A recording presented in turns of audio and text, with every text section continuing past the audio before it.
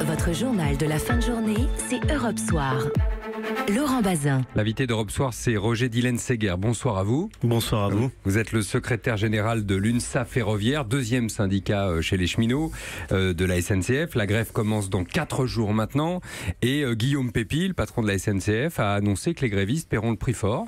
Non pas 36 jours de retenue, il y a 36 jours de grève posée, pour parler clair. 36 jours de retenue, mais pour ceux qui feraient par exemple toute la grève, on l'a calculé tout à l'heure, 45, voire un petit peu plus parce qu'on comptera les jours de congé. Est-ce que ça peut dissuader certains cheminots d'entrer dans le mouvement, Roger Dylan-Seguer ? Oui, non, mais merci déjà de votre invitation parce qu'il semble effectivement que cette disposition nécessite quelques petites explications et je pense même qu'avant de s'interroger sur le coût d'une grève, rappeler qu'une organisation syndicale comme la nôtre, l'UNSA Ferroviaire, n'est pas de nature à provoquer des grèves. Nous, l'objectif de notre implication, c'est de trouver des solutions et de négocier et de sortir des situations conflictuelles. Alors, effectivement, vous avez quand même promis une grève avant de commencer à discuter. Pour le moment, les vraies discussions n'ont pas encore commencé. Donc voilà, il faut déjà mettre les choses dans l'ordre. Le deuxième élément qu'il faut se dire, c'est que c'est également normal qu'une journée de grève ne soit pas payée par une entreprise parce que la journée n'est pas travaillée.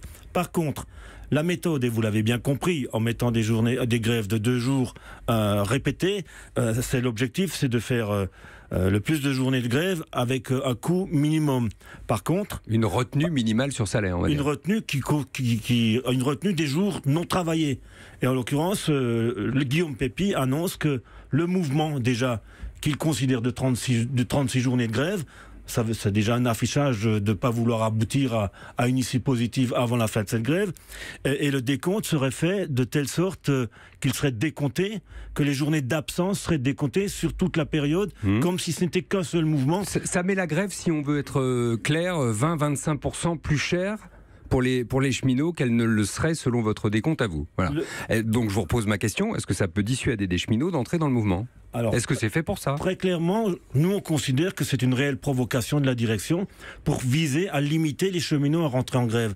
C'est une provocation de Guillaume Pépi face au corps social cheminot qui en toute responsabilité vise à améliorer le dialogue social dans l'entreprise et là clairement cette méthode de Guillaume Pépi on la condamne tout à fait et d'ailleurs je le rappelle à l'heure où on se parle, les syndicats unitairement ont déposé une grève de 2 jours. Pour le moment, il y a un préavis de grève le 3 et le 4 avril. Oui, en promettant 17 autres préavis ensuite. Aujourd'hui, personne ne parle d'autres préavis. Ça viendra en temps utile. Oui. Si on ne trouve pas les solutions. Mais en réalité, il est impensable qu'on aille dans une situation... D'ailleurs, juridiquement,